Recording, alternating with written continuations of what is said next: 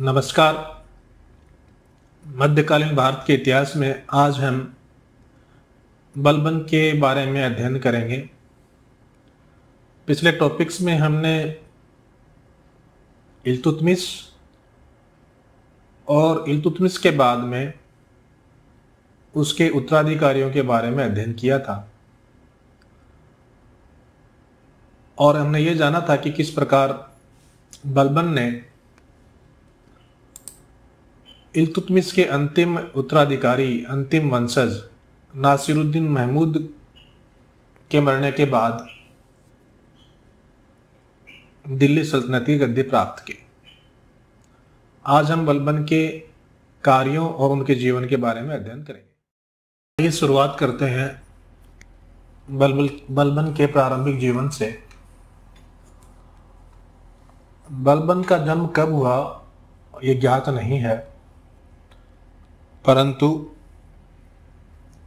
उसका जन्म इलबारी तुर्क परिवार में हुआ था जो मध्य एशिया का रहने वाला था। इसका मूल नाम बहाउद्दीन था और इसके पिताजी 10,000 परिवारों के मुखिया थे, अर्थात खान थे। जब यह युवा था उस समय मंगोलों ने इसके परिवार पर आक्रमण किया और उसे बंदी बनाकर गजनी में ले जाकर बेच दिया गया। बसरा के ख्वाजा जमालुद्दीन नामक एक व्यक्ति ने इसे खरीदा और बाद में ख्वाजा जमालुद्दीन ने इसे 1232 ईस्वी में इल्तुतमिश को बेच दिया। इल्तुतमिश व्यक्तियों का पारखी था, इसलिए वह बलबन के व्यक्तित्व को पहचान गया और अपनी बुद्धि और बहादुरी के कारण बलबन शीघ्र ही इल्तुतमिश की नज़रों में चढ़ गया। इसके परिणाम स्वरूप इल्तुतमिश ने उसे चालीसा का सदस्य बना दिया। चालीसा एक 40 गुलामों का एक समूह था जिसके पास अधिकतर पद सल्तनत काल में विशेषकर इल्तुतमिश के ज़माने में हुआ करते थे। आगे जाकर रजिया के समय में ये रजिया का विश्वास पात्र बना और अमीर शिकार के पद तक पहुंचा। अमीर शिकार एक विश्वास का पद था। शिकार के समय सुल्तान उनको अपने साथ रखते थे, तो एक विश्वसनीय व्यक्ति को ही ये पद दिया जाता था। परंतु जब रजिया के विरुद्ध षड्यंत्र रचे गए तो ये माना जाता है कि उन षड्यंत्रों के रचने में बलबन भी सहभागी था और इसके परिणाम स्वरूप रजिया के बाद जब बैराम शाह शासक बना तब उसने बलबन को अमीर ए आखुर यानी अश्वशाला के अधीक्षक का पद प्रदान किया और साथ ही रेवाड़ी की जागीर भी उसे प्रदान की थी। बैराम शाह के बाद में मैसूर शाह ने उसे अमीर ए हाजिब का पद प्रदान किया और ये माना जाता है कि मैसूर शाह को अपदस्थ करने में बलबन की सबसे बड़ी भूमिका थी और इसी कारण मैसूर शाह को अपदस्थ करने के बाद जब नासिरुद्दीन महमूद शासक बना तो उसने बलबन को बहुत महत्वपूर्ण जिम्मेदारियां दी। उसे उस जमाने की बहुत सम्मानित उपाधि उलूग खां की उपाधि उसने प्रदान की। इसके अलावा उसे नाइब ए ममालिकात का पद भी दिया गया जो कि सुल्तान के बाद दूसरा सबसे महत्वपूर्ण पद होता था। बलबन ने अपनी पुत्री का विवाह सुल्तान के साथ करके सल्तनत की सत्ता के ऊपर पकड़ बहुत ज़्यादा मजबूत कर ली। बीच में हिंदुस्तानी मुसलमान रायहान के कुछ समय के काल को छोड़ दें तो नासिरुद्दीन महमूद के अधिकतर समय में बलबन बहुत महत्वपूर्ण स्थिति में बना रहा और रायहान के पतन के बाद तो बलबन की सल्तनत के ऊपर पकड़ बहुत मजबूत हो गई और नासिरुद्दीन महमूद के अंतिम समय में बलबन ही वास्तविक शासक के रूप में शासन कर रहा था। नासिरुद्दीन महमूद तो केवल नाममात्र का व्यक्ति शासक रह गया था। और जब नासिरुद्दीन महमूद की मृत्यु हुई, चूंकि उसके कोई पुत्र नहीं था, तो उस पुत्रहीन मृत्यु हो जाने के कारण दिल्ली की सल्तनत पर कौन बैठे, ये समस्या सामने आई। चूंकि बलबन ने सत्ता के ऊपर पकड़ बहुत मजबूत बना रखी थी, सत्ता में सर्वा बना हुआ था, इसलिए उसका विरोध करने वाला कोई नहीं था। नासिरुद्दीन महमूद की मृत्यु हो जाने के बाद उसके कोई उत्तराधिकारी था नहीं, पुत्र था नहीं, तो बलबन ने बड़ी आसानी से 1266 में स्वयं को सुल्तान घोषित करके दिल्ली की गद्दी प्राप्त कर ली।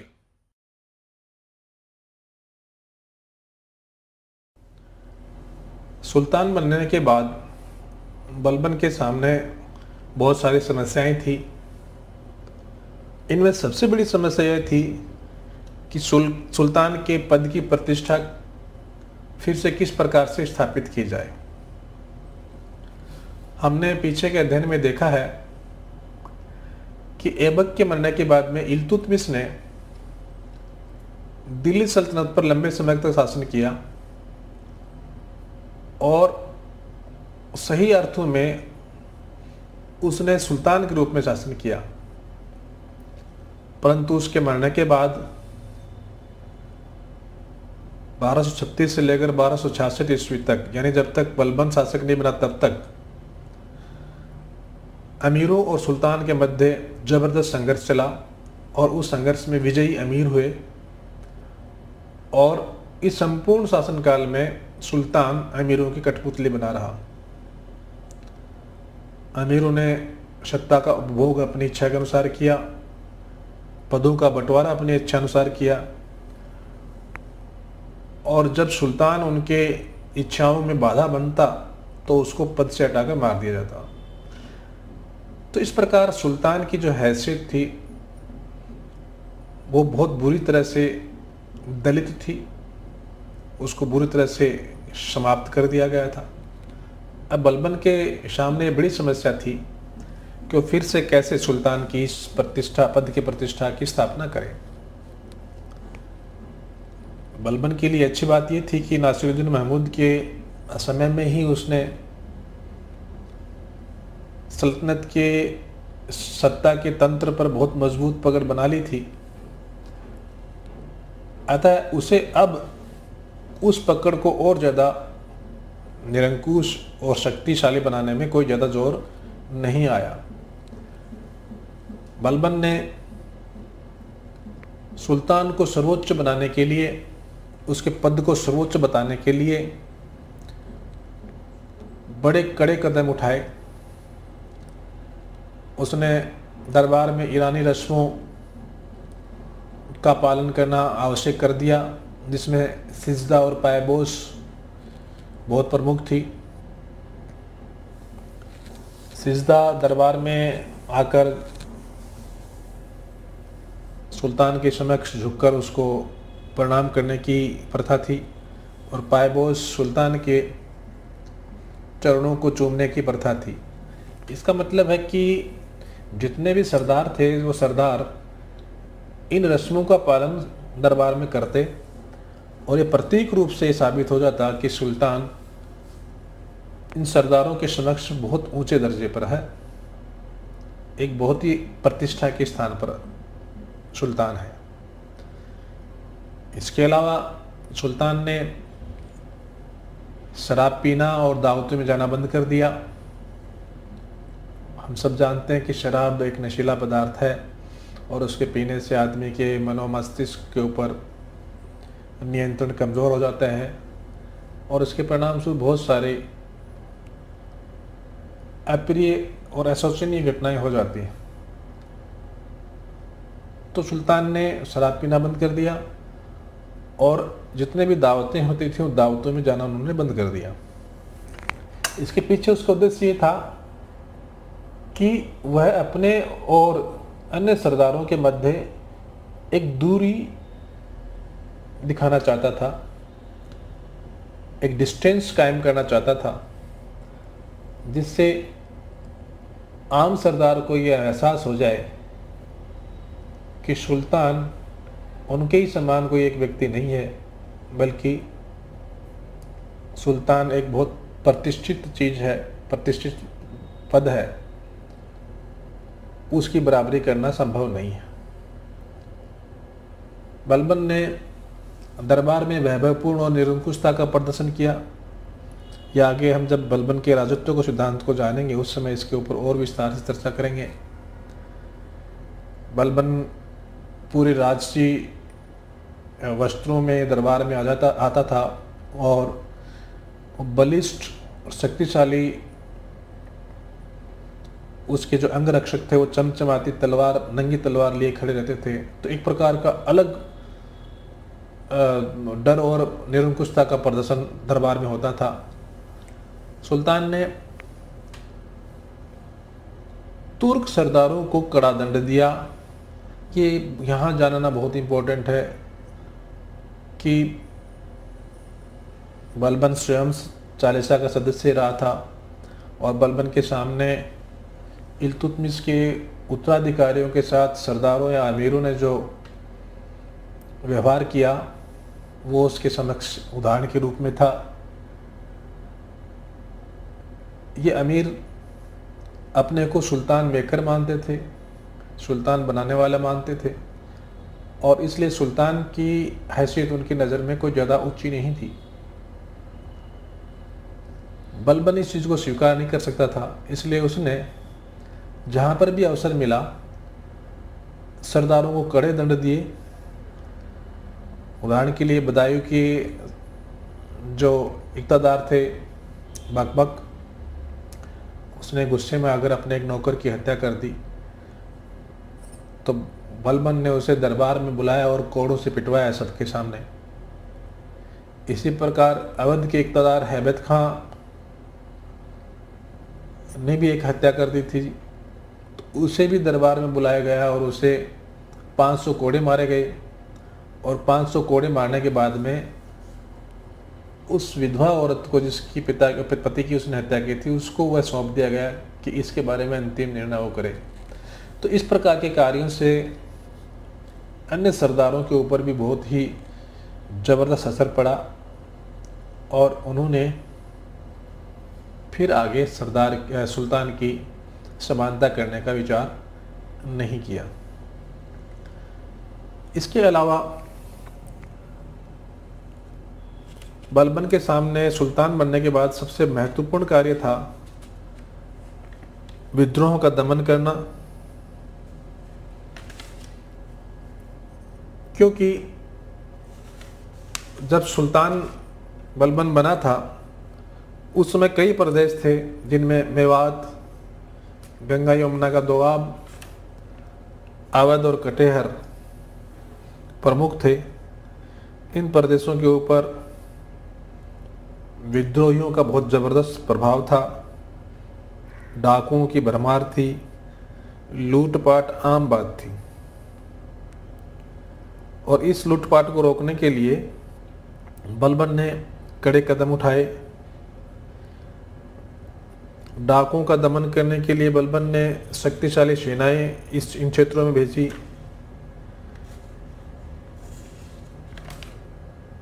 उन्हें कठोर दंड दिया गया। जिन वनों में जाकर डाकू छिप जाते थे उन्हें साफ करवाया गया। दिल्ली के आसपास ग्रामीण क्षेत्रों में 4 नए दुर्गों का निर्माण कराया गया और इन दुर्गों में बहुत ही दुर्धर्ष खूंखार अफगान सैनिकों को नियुक्त किया। दोआब और अवध के क्षेत्र में सैन्य कार्रवाई आरंभ की। इसके परिणाम स्वरूप धीरे धीरे इन प्रदेशों में विद्रोह की आग को ठंडा किया जाना संभव हो सका।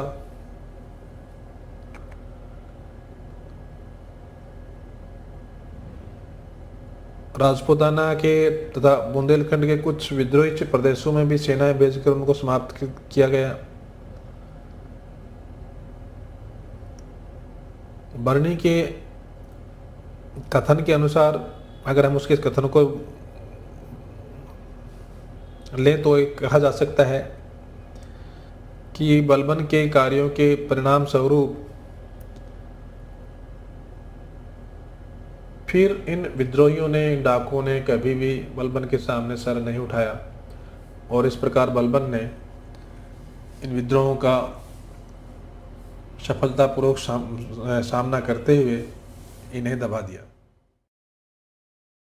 बलबन के द्वारा किए गए महत्वपूर्ण कार्यों में एक और बहुत महत्वपूर्ण कार्य है और वह है चालीसा अर्थात तुर्कानी चहलगामी का अंत। यह हमने पीछे अध्ययन किया है कि इल्तुतमिश ने 40 स्वामी भक्त गुलाम सरदारों का एक दल गठित किया था, जो कि इनकी संख्या 40 थी, इसलिए चालीसा कहा जाता था और इसे तुर्कानी चहलगामी भी कहा जाता था।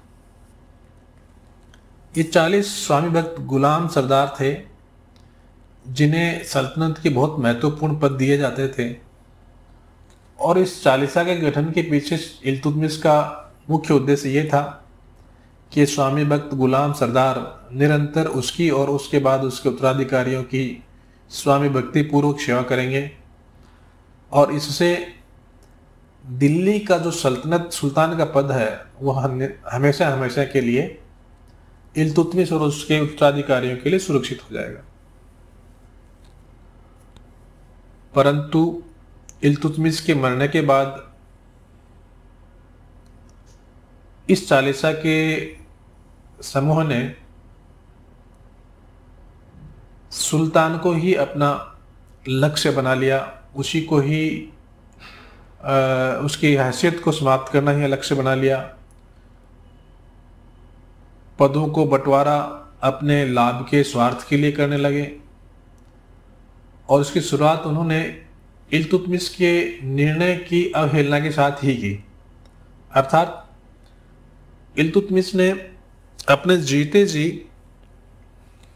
अपना उत्तराधिकारी रजिया को घोषित किया था, परंतु इस चालीसा के दल ने इल्तुतमिश के मरने के बाद उसे स्वीकार नहीं किया और रजिया को गद्दी पर बैठने नहीं दिया। और उसके बाद जैसा हमने पिछले चैप्टर्स में देखा है कि किस प्रकार 30 वर्षों तक इस चालीसा ने सुल्तान को अपने हाथ की कठपुतली बना के रखा और जब इनके स्वार्थ के बीच में सुल्तान आता था तो उसे इस चालीसा के सरदार निर्दयता पूर्वक मौत की घाट उतार देते थे। तो एक प्रकार से चालीसा किंग मेकर या सुल्तान मेकर बन गया। चूंकि बलबन खुद चालीसा का एक सदस्य रह चुका था सुल्तान बनने से पहले तक, इल्तुतमिश के समय से लेकर सुल्तान बनने तक वह चालीसा का एक शक्तिशाली और बहुत महत्वपूर्ण सदस्य रहा। इसलिए उसे पता था कि जब तक चालीसा रहेगा तब तक सुल्तान की जो हैसियत है, सुल्तान की प्रतिष्ठा है, वो स्थापित नहीं की जा सकती। बलबन के सामने एक बात और थी कि बलबन से पूर्ववर्ती जितने भी सुल्तान बने इल्तुतमिश के बाद, वो सारे के सारे एक राज परिवार से संबंधित थे, परंतु बलबन तो चालीसा में ही अन्य सरदारों के समकक्ष था, तो उसे सुल्तान के रूप में चालीसा कैसे स्वीकार कर सकता था? यह बलबन के सामने एक बड़ी समस्या थी। हालांकि नासिरुद्दीन महमूद के समय में बलबन ने सत्ता के ऊपर अपनी पकड़ बहुत मजबूत कर ली थी, फिर भी उसे डर था कि चालीसा कहीं न कहीं उसकी सत्ता को फिर से चैलेंज करने की स्थिति में हो सकता है और इसलिए उसने चालीसा को समाप्त करने के लिए कदम उठाए। अभी तक चालीसा में जितने भी सरदार थे वो सरदार सामान्यतः वंशानुगत रूप से पद पर आते रहते थे और जो भी सरदार इसमें चालीसा में बनाए जाते थे वो भी बड़े ही कुलीन होते थे, उच्च पदों के उच्च कुलीन होते थे।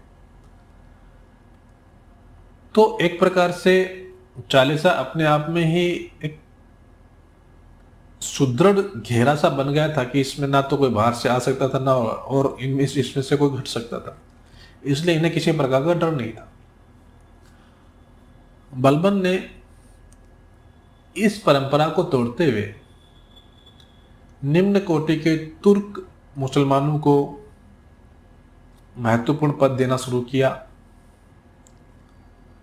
चूंकि ये बहुत ही साधारण परिवार से संबंधित होते थे और इन्हें महत्वपूर्ण पद सुल्तान के द्वारा दिया जाता था, इसलिए सुल्तान के प्रति बहुत कृतज्ञ होते थे और इनकी स्वामी भक्ति स्वाभाविक रूप से सुल्तान के साथ जुड़ जाती थी। तो चालीसा चाहकर भी इन्हें अपनी तरफ करने में सफल नहीं हो सकता था।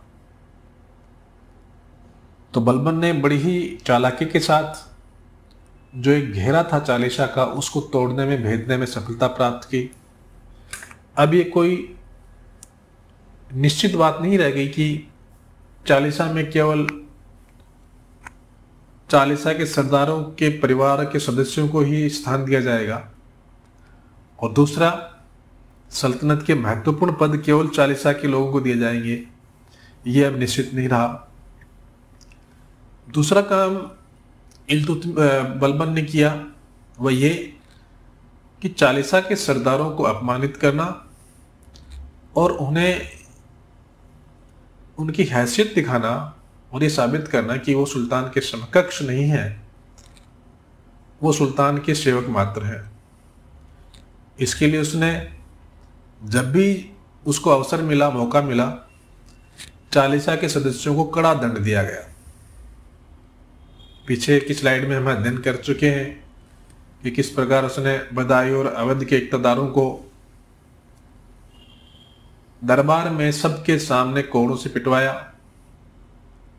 अवध के इक़्तिदार को तो एक मामूली व्यक्ति की हत्या करने के बदले 500 कोड़े दरबार में मरवाए गए और उसके बाद हैबत खां को उस बेवा को सौंप दिया गया जिसके पति की उसने हत्या की थी। एक प्रकार से उसका गुलाम बन गया। तो यह चालीसा के सरदारों के लिए बहुत ही अपमान की बात थी। जब बाकी लोगों ने ये चीजें देखी तो उनके भी बात समझ में आ गई कि अगर उन्होंने भी कोई लापरवाही की है या सुल्तान की प्रतिष्ठा में कोई अगर गलत काम किया है तो उनके साथ भी सुल्तान उसी बेरहमी और शक्ति के साथ पेश आएगा। इसका परिणाम यह हुआ कि धीरे धीरे चालीसा के सरदारों में जो यूनिटी थी, एकता थी, वो एकता छिन्न भिन्न होती गई और वह चालीसा का दल कमजोर होता गया। बलबन ने चालीसा के सरदारों को जैसे भी उनका अवसर मिलता उसे मारने में भी वो पीछे नहीं हटा। इसका सबसे बड़ा एग्जाम्पल उसके चचेरे भाई शेर खां की जहर देकर हत्या करना है। शेर खां उसका चचेरा भाई भी था और चालीसा का बहुत ही महत्वपूर्ण और शक्तिशाली सरदार था। बलबन को ये लग रहा था कि कहीं आगे जाकर शेर खां उसके लिए चुनौती ना बन जाए, इसलिए उसने उसे जहर देकर मार डाला। तो इस प्रकार बलबन ने साम दाम और दंड भेद के द्वारा चालीसे के जो दल था, चालीसा तुर्कानी चहलगानी था, उसको उसने समाप्त कर दिया और एक सुल्तान की प्रतिष्ठा को स्थापित करने में सफल हुआ। बलबन ने सेना के पुनर्गठन की ओर भी ध्यान दिया। सेना की संख्या में वृद्धि की, सैनिकों के वेतन में वृद्धि की गई। चूंकि वेतन में वृद्धि कर दी गई थी इसलिए खजाने पर अधिक बोझ नहीं पड़े, इसलिए नकद वेतन के स्थान पर उन्हें जागीर देना प्रारंभ किया। और इसके साथ ही बलबन ने सेना के लगातार अभ्यास पर जोर दिया। बलबन का यह मानना था कि जब तक लगातार अभ्यास नहीं होगा तब तक सेना चुस्त और दुरुस्त नहीं हो सकती और इसके परिणाम स्वरूप सेना में एक नया प्रकार का जोश पैदा हुआ जो फुर्तीली और गठिली सेना के रूप में सेना बदल गई। यही कारण है कि मंगोलों के जब आक्रमण सल्तनत पर हुए तो उन्होंने बड़ी आसानी से, बड़ी मजबूती के साथ उनको रोकने में सफलता प्राप्त की। बलबन का एक और बहुत महत्वपूर्ण कार्य था, वह था गुप्तचर विभाग का गठन करना। बलबन ने अनेक गुप्तचरों की नियुक्ति की। सल्तनत काल में इन गुप्तचरों को बरीद कहा जाता था। ये बरीद न केवल सभी विभागों में नियुक्त किए गए, बल्कि प्रांतों के बहुत महत्वपूर्ण स्थानों पर भी नियुक्त किए गए और उन्हें विशेष प्रकार से निर्देश दिए जाते थे कि वो जो सूचनाएं हैं वो सीधा सुल्तान के साथ या सुल्तान के विश्वास पात्र व्यक्तियों के साथ ही साझा करें। और बरीदों को उनकी लापरवाही पर बहुत कठोर दंड दिया जाता था।